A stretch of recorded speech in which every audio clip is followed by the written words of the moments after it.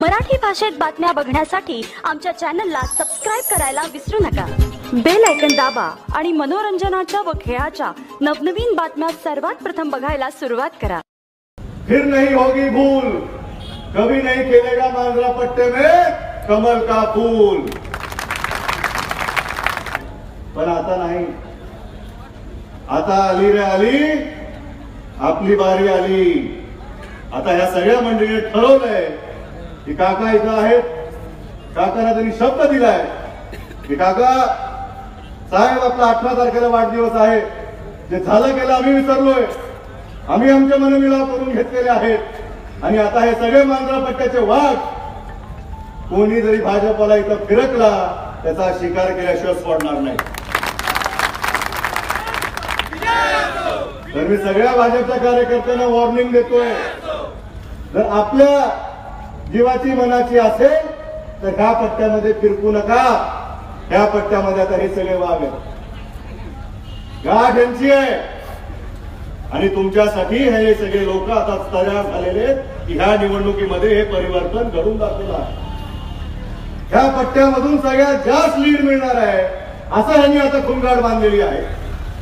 3 circle आहेत, काकांनी सगळ्यांना सांगितलंय की प्रत्येक जिल्हा परिषद सर्कल मधून आपल्याला किमान 3000ची लीड जर मिळाली तर मच्छिंद्र कामत यांचा विजय 1.5 लाखाच्या पदाने होऊ शकतो। 58 जिल्हा परिषद सर्कल आहेत पुण्यात, लातूरच्या मतदारसंघामध्ये, त्याच्या माध्यमातून आपल्याला त्या पद्धतीने सगळ्यांनी काम चालू केले, आपापल्या सर्कलमध्ये सगळे काम करतायत। पण 3000 वर काम भागणार नाही। तिथं भावने आहेत, भिसे आहेत, देशमुख आहेत, पाटील आहेत, शिंदे आहेत, तिथे एकेका सर्कलनं, तांदूळजानं, काडगावनं, निवळीनं 10-10 हजारची लीड ह्या पगारात दिली पाहिजे, तेव्हा कुठे जाऊन मांजरा पट्ट्याचे वाघ म्हणून आम्ही पुढे जाऊ। सगळ्यात जास्त ऊस इथं निघतो, सगळ्यात जास्त ऊसाची पेमेंट इथं होते, सगळ्यात जास्त ऊसाचं रिकव्हरी इथं होते, तर मग मताची देखील रिकव्हरी इथंच जास्त झाली पाहिजे।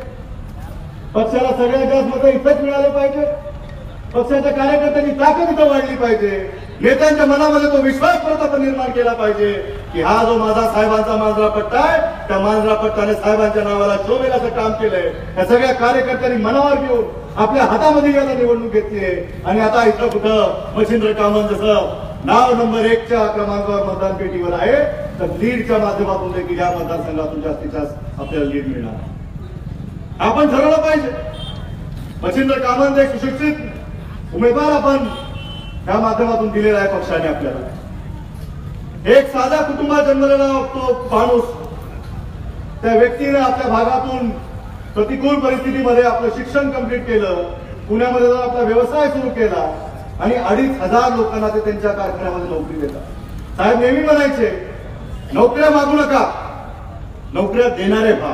ही लातूरची किमया आहे, हे लातूरचं नेतृत्व आहे, हे लातूरचं विजन आहे। साहेब असं कधी मिळालं नाही की तुम्हाला नोकऱ्या मिळत नसतील तर भले तळा, हे भाजपवाले तरुणांना हेच सांगणारे नोकऱ्या आम्हाला देता येत नाही। त्यांचे मंत्री टीव्हीवर आता आपण बघतो ते नेहमी म्हणतात, स्पष्ट बोलणारे एकच मंत्री आहेत त्यांच्याकडे, मला आवडतात, नितीन गडकरी साहेब। जे आहे ते आहे। त्यांनी म्हणले, नाना पाटेकर सोबत एक इंटरव्ह्यू मध्ये म्हणले, नाना आम्हाला काय करावं रे बाबा माहित नव्हतं, आम्हाला माहित होतं आमचे सरकार येत नाही, आमचे माणसं निवडून येत नाही। लोक म्हणले बोला बोला, का साहेब तुम्ही बोलत नाही, कुठं आपल्याला येऊन द्यायचंय, बोलून घ्या, निवडणूक काय येते लागत नाही आपला नंबर, हो म्हणले तेही पण बरोबर आहे, बोलून निघून जायचं। ते म्हणजे आम्ही असंच बोलत सुटलो आणि चुकून आलं की म्हणले, आता लोक विचारणार काय झालं साहेब, काय नाही रामराम करतो साहेब निघून जातो। म्हणजे एवढं स्पष्ट बोलणारा व्यक्तिमत्व की हे सगळं आम्ही बोलत गेलो। एक इंटरव्ह्यू झाला प्लेन मध्ये बसून, त्यांचे राष्ट्रीय अध्यक्ष अमित शहाजींनी दिलेला, पत्रकारांनी प्लेन मध्ये बसून विचारलं, अहो तुम्ही म्हणला होता शेतकऱ्याची कर्जमाफी करणार आहोत। अरे भाई हमने ऐसा कभी नहीं कहा, ये तो जुमले होते, ऐसा कहना पड़ता है, ऐसा करना नहीं होता। प्लेन मध्ये बसून 2 करोड रोजगार त्याचं सांगितलंच, रोजगारची निर्मिती कशी होणार। परवा एक क्लिप फिरली, आदरणीय पंतप्रधान पार्लिमेंट मध्ये बोलले की रोजगार निर्मिती आमच्या काळामध्ये जास्त झाली याची आकडेवारी सांगताना त्यांनी कशाचं उदाहरण द्यावं। असं सांगितलं की सरकारी नोकऱ्यामध्ये एवढा भर पडला, मोठा प्रकल्प आम्ही या भागात टाकला, त्याच्यामधून लाखो रोजगार निर्माण झाले. तर आदरणीय पंतप्रधानांनी पार्लिमेंटमध्ये असं दिलं, 2 कागद घेऊन आले असे. त्याच्यावर म्हणले गेल्या वर्षभरामध्ये देशभरामध्ये 3 लाख ऑटो विकलेत. 3 लाख ऑटो. आणि माझ्या माहितीप्रमाणे आपल्या देशामध्ये ऑटो 3 शिफ्ट मध्ये चालतो. तर 3 शिफ्ट मध्ये चालत असताना ऑटो चालक एका ऑटोला 2, म्हणजे बघा 6 लाख रोजगार निर्मिती झाली का नाही? ही यांची रोजगार निर्मिती. मग त्यांच्या दुसरा मंत्री म्हणतात जीएसटीचा जो काही विषय झाला, सगळ्याची आपली व्यापाऱ्यांची अडचण झाली, छोटे छोटे उद्योग बंद पडले, पण त्यांच्या मंत्री म्हणतात जीएसटी मुळे रोजगार वाढला. आम्हाला प्रश्न पडला, काम करणारे धंदे बंद करतात, बेरोजगारी वाढली, आणि या मंत्री म्हणतात की जीएसटीच्या मुळे रोजगार वाढला. तर बघा तुम्ही, जीएसटी येण्याच्या पूर्वी अमुक लाख सीए आणि अकाउंटंट होते. जीएसटी आल्यानंतर अमुक सीए वाढले. मला बरोबर आहे, सगळ्याला त्रास झाला, सगळ्या पानपट्टीवाला सीए ठेवायला लागलाय, रोजगार वाढला.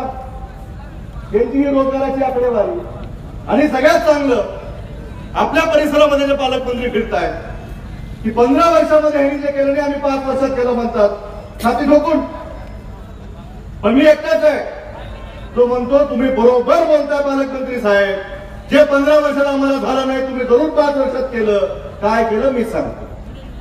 सोयाबीन 5,000ला होता आणि 1,000 नेऊन ठेवला. तुम्हीच करू शकता, आमच्याला जमत नाही बाबा. काँग्रेसवाले फक्त भाव सोडवतात, भाजपवाले भाव पाळतात. उसाची एफआरपी कारखान्यांनी चांगल्या पद्धतीने काम केलं तर त्यांचे म्हणतात की कारखानदारी यांना चालवता येत नाही. कारखानदारी कशी चालवावी आम्ही दाखवतो.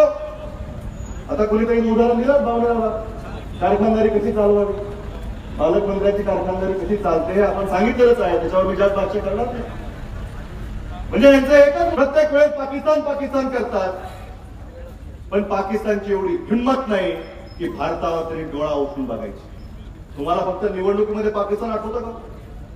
पाकिस्तानच्या पंतप्रधानाला जाऊन विचारा, करणार का हल्ला इंडियावर? तो म्हणतो नाही. पाकिस्तानचा पंतप्रधान इम्रान खान आहे, ज्यांनी वर्ल्ड कप मध्ये एकही भारतासोबत मॅच जिंकली नाही, तो इंडियावर हल्ला करण्याचा विचार तरी करू शकतो का? आणि मोदी साहेबांचं नाहीये, हे माझ्या भारतीय सैन्याचं बळ आहे, तो इकडे नादाला लागणार नाही. मित्रांनो, तुम्ही त्याची काळजी करू नका.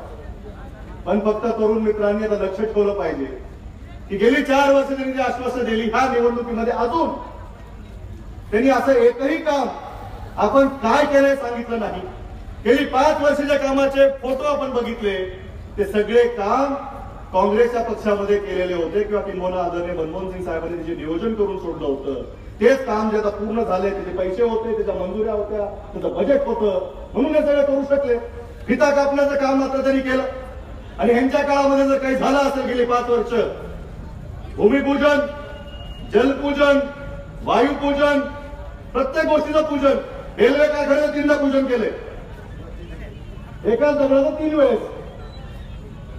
यांना नारळ फोडणे, नारळ देण्याशिवाय मात्र काही करता येत नाही. मित्रांनो, कधी स्टेडियमला कार्यक्रम घेतात, कधी जागेवर घेतात, कधी औषधात तेच सांगतात. गेलं वर्षभर त्या कारखान्याचं टेंडर डॉक्युमेंट बघितलं मी, 350 कोटीचा कारखाना आहे. तुमचा एक मांजरा कारखान्याचा पट्ट्यात त्याचे कारखाने घेतले तर वर्षाला उसाच्या बिलाच्या पोटी तुमच्या खिशामध्ये 600 कोटी रुपये टाकतं. हे 350 कोटीचा कारखाना टाकतं. तुमच्या बँकेच्या खात्यावर 600 कोटी प्रत्येक वर्षी जमा होतात. ही किमया मांजरा पट्ट्याच्या कारखान्यात होते. आणि हे तुमचे 600 कोटी लातूरच्या बाजारात फिरतात. म्हणून ह्या लातूरचं एक वैभव तुम्ही सर्वांनी मेंटेन करून ठेवलं.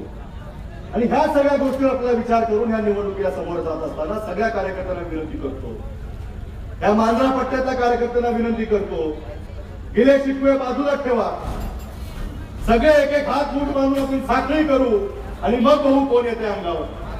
तुम्ही सगळे तयार आहात का? आता हात तिकडे नाही, आपण हात इकडे वर करायचे. आता पकडून एकमेकाचे हाथ से हाथ मिलाओ, भाजप को भगाओ, एवढं बोलून माझे 2 शब्द संपवतो. जय हिंद, जय महाराष्ट्र. धन्यवाद भैया साहेब. गेल्या 5 वर्षी कधी समजा चूक झालेली आहे ती इथून पुढे होणार नाही. काँग्रेस पक्षाचे उमेदवार अगदी बहुमताने या ठिकाणी निवडून येतील अशी ग्वाही मी आपल्याला या ठिकाणी देतो. यानंतर मी विनंती करतो माननीय माजी आमदार वैजनाथदादा शिंदे यांना की त्यांनी आपलं मनोगत या ठिकाणी व्यक्त करावं.